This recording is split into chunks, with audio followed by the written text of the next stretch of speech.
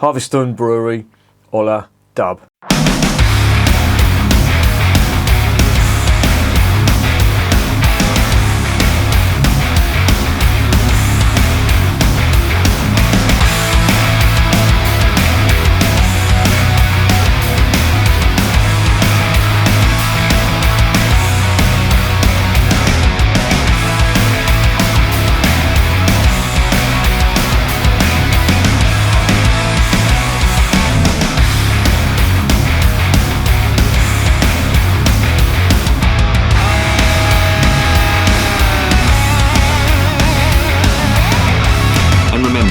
Life is too short to be drinking shitty beer.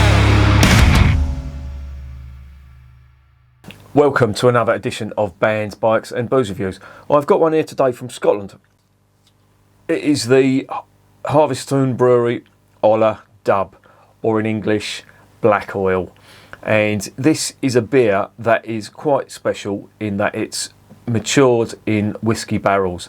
Now, to be honest, that's nothing new because Innis & Gunn do that as well. They also do it in brandy barrels too. But this one, I think they, from what I can gather, I think they take a bit more, I wouldn't say a bit more pride, but a bit more care in what they do, just from what I've been reading. Now, don't get me wrong, some of the Innis & Gunn stuff is quite nice, that they have, you know, the brandy, the one that's been matured in the brandy and the whiskey barrels. That isn't too bad. But everything else that Innis & Gunn do, I have to say I am not impressed with at all. This lot, on the other hand, Harvistoun, I think are really good. Now, I've had a couple of their beers. I've had the Whippet Pale Ale. That was quite nice, quite drinkable. I had their lager, or Pilsner, which was really good. It was very reminiscent of a German Pilsner. And I've also tried their Engine Oil, which was a stout, a craft stout. And I have to say, that is one of the best stouts I've tasted. Really impressed with that. And what I like about that is in here, because this goes through a very special process when it's made. Now, what they do is, according to them, is they fill the mash tun up full to the brim. So what happens is the yeast doesn't have much room to separate, so it matures for a longer time in that mash tun, or so I should say it ferments in the mash tun. It takes longer to ferment, and then it goes into the whiskey barrels where it goes through another fermentation. Now, the interesting thing about that is the base beer for this beer is the old engine oil, and that's a fucking quad bike. I hate that. Quad bikes are for people who just fucking want to ride bikes but ain't got the fucking balls. Anyway, relax. It's Christmas. Anyway, as I say, the base beer for this is the old engine oil, which I really did like. That's a stout. However, they've classed this as an ale, so I'm not sure how this is going to work out, but from the description, it sounds very much like an old ale because it's got quite a few varieties of hops in there. It's got varying degrees. It's got various malts in there, and it's from the description that I'm getting that this, well, it says it's an ale. It's not a stout, so it is very reminiscent of what an old ale is, and it's dark as well, as old ales usually are. Anyway, enough about that. Let's get on to what this beer is all about.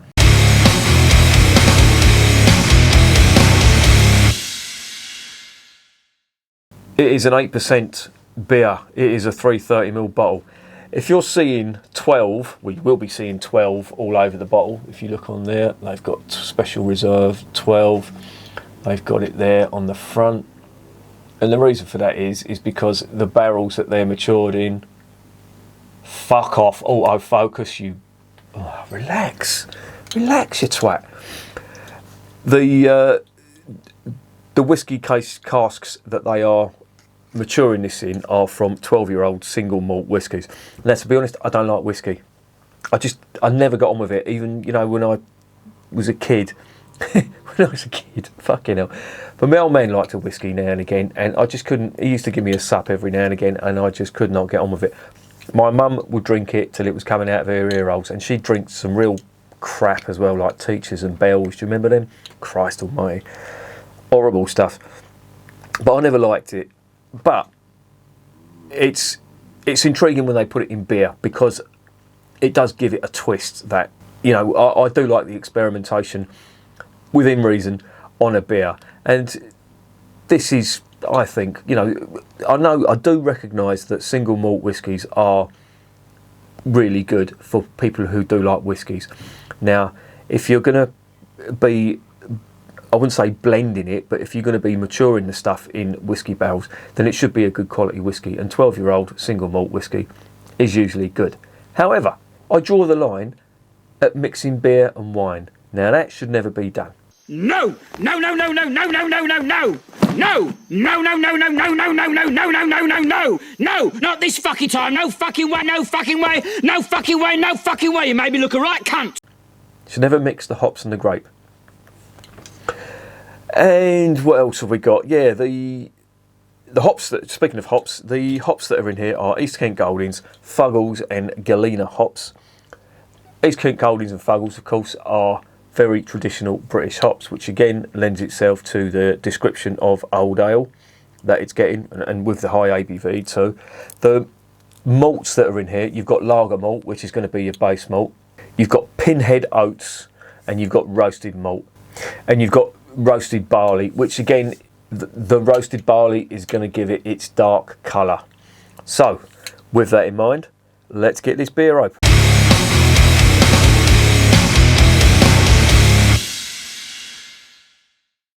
That needs to come off. Nice. This I'm going to take off as well. That's just like a little medallion type thing. This was really cheap. I think this was about £2 something from Beers of Europe, and I think they were just trying to sell it off because nobody had bought it. So, with Harvistoun being a good brewer, I thought, do you know what? I'm going to have some of it. And it was. I'm sure it was only about £2.50 or something. But anyway, we are where we are now, so let's get it open and see what's going on. Here's the cap. I do like that little mouse on there. It's cool, that logo. That's one for the collection. And I'm going to put it into a Belgian beer glass. Now, it's, from what I've seen, people are using, Christ almighty, I'll tell you what they're not using. They're not using fucking dirty glasses like this. Jesus, that is filthy. That is disgusting. Well, I won't be using that then. Bollocks, that's got to go back in the dishwasher. Oh, fuck it. What else can I use? Oh yeah, I'll use this. This will do it. Trusty old chalice from Steenberg. Let's get it in there. Yeah, that really does look like black oil, doesn't it? I'm going to give this an aggressive pour because at 8% that head is not going to last. Yeah, and it's dying now. That's half finger tan head. Oh, fuck me, that smells lovely.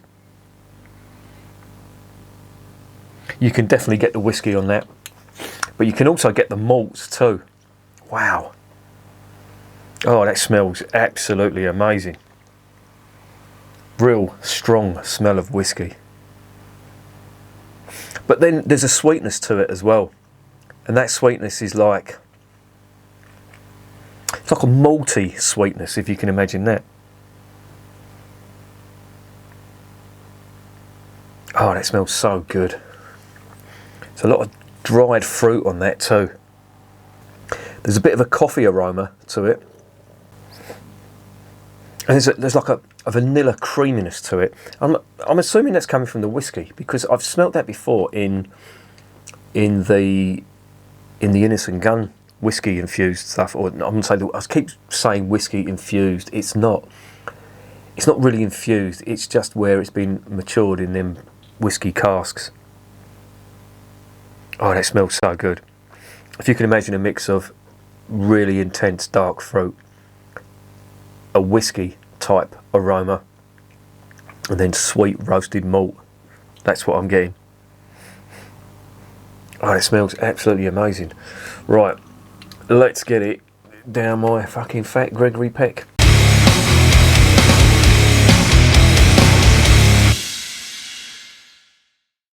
Cheers.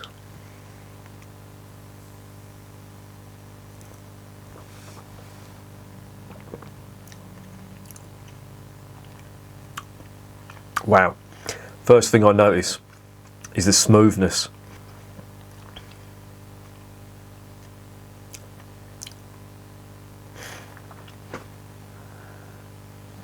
Now, if you looked at that, you'd swear that that was a stout or a porter. Oh, the warming, the alcohol warming is almost like whiskey as it goes down into your stomach. That is really nice.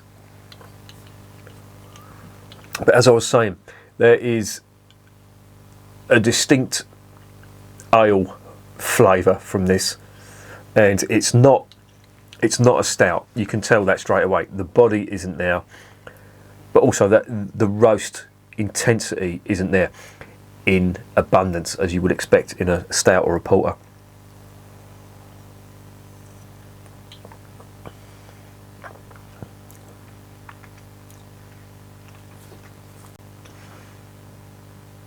Wow, that is really good.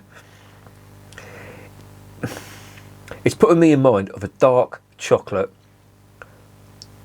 type, you know, them dark chocolate liqueur sweets you get every now and again, certainly at Christmas. It's reminded me of that a little bit, because you are getting some chocolate malt on that.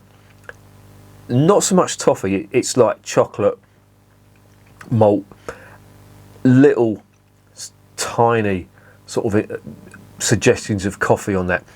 There's quite big dark fruit, but you do get that spirit, whiskey spirit type flavour running through it all, and that's quite big.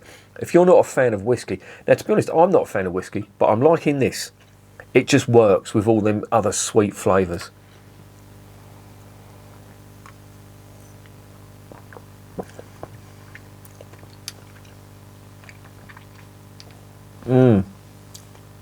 Oh, that's so good. Very smooth mouthfeel as well. Really is nice. And there is a fair amount of carbonation in that. I'm still getting that.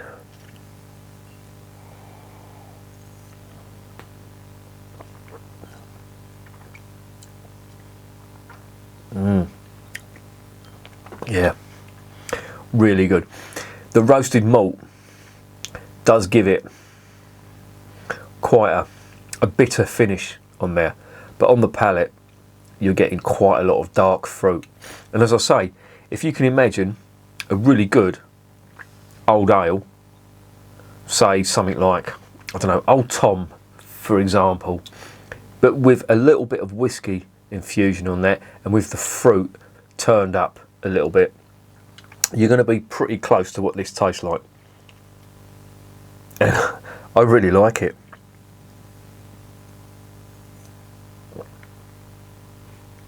Oh, that is good.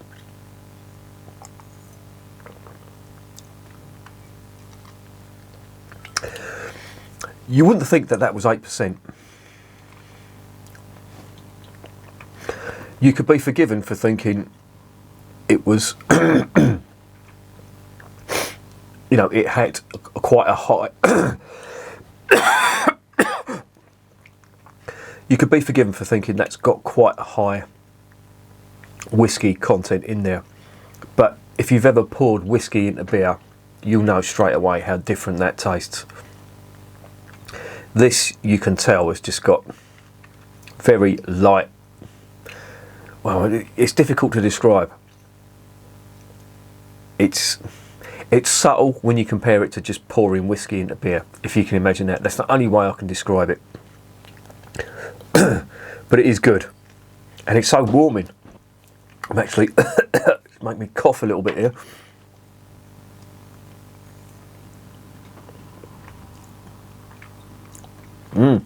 Some earthiness to it now as well. That's really good. There's a lot of dark fruit on this as well. It's like, if you imagine roasted raisins, that's what I'm getting, but sweet roasted raisins. That's what I'm getting with the whiskey, with the the chocolate malt, hints of coffee on there, and nice alcohol warming going down, but no ethanol that I can detect in this. You know, when you get that, you know, the Belgian type ethanol, which is just basically pure spirit alcohol. You're not really getting on that. You're getting the whiskey aromas from the malt from the whiskey, and yeah, it's just lovely. And I'm not a fan of whiskey. I really don't like whiskey. I couldn't, even the smell of it, you know, neat whiskey, it's just not for me. But they've done something here and it just works. And this goes back to what I was saying about Harvistoun. It's the only reason I bought this. If this was any other brewer, say this was Innis & Gunn, if it was £2, yeah, I thought, you know, or £2.50 or whatever it was I paid for it, I'd think, yeah, fuck it, I'll buy that just to try it. If it was like £3 or £4, you know, get the fuck out of here. I am not interested. But because it was Harvistoun and because it was cheap, I was definitely interested in it. And they do another one as well. They do a 40, which I think must mean it's a 40-year-old whiskey. It's been matured in the barrels, and there was only 120 bottles available. That was a £20 a bottle. Now, I wouldn't pay that, trust me. But for £2.50, you know, if you're quick, you may be able to get this on Beers of Europe. But that is really fucking nice.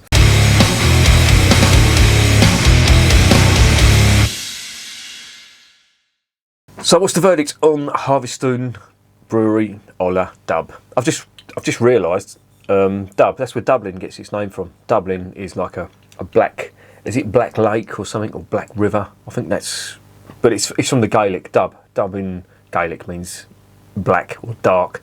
It's the same in Irish Gaelic as well. But the the beer itself is really good. I am a big fan of that. It's not one for sessioning. I think you've gathered that by now. It's 8%, but you wouldn't know it really. I don't think so, apart from that whiskey type flavour.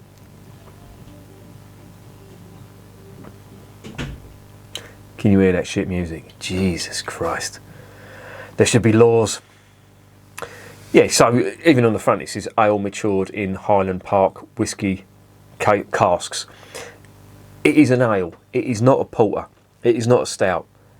That is, to me, for all intents and purposes, that is an old ale that's got hints of whiskey in it. Now, I love old ale, but I'm not a fan of whiskey. But that works. And that is a credit to Harvistoun. I really like what they do. And to be honest, they haven't let me down once. Now, they're from a place called Alva, which is not too far from Stirling. And it's not a million miles away from Alloa, which is where the Williams Brothers brewery is based. And I have to say, where the Williams Brothers have let me down so many times, these lot are solid, I have to say. I am going to give this a 9 out of 10 because that is a really nice beer. And I'm not giving it 10 out of 10 because, as I say, I'm not a massive fan of whiskey, but they've made this work. Now, as I say, it's not a session beer, but that sort of goes without saying anyway. One or two of these and that's it.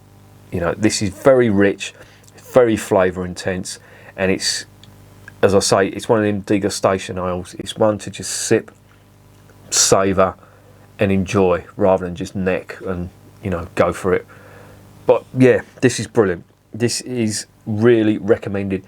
Get your asses in gear when Christmas and the New Year is over. I don't know whether you can still order stuff now on Beers of Europe. I think they've stopped for the year. You may have to do this next year. This is now December the 21st. If they've got any left, get some because it's really good. Really enjoying that. 9 out of 10. Recommended. For the price, you cannot go wrong. £2, something. It was under £3. That's really nice. And remember, beer is working class champagne.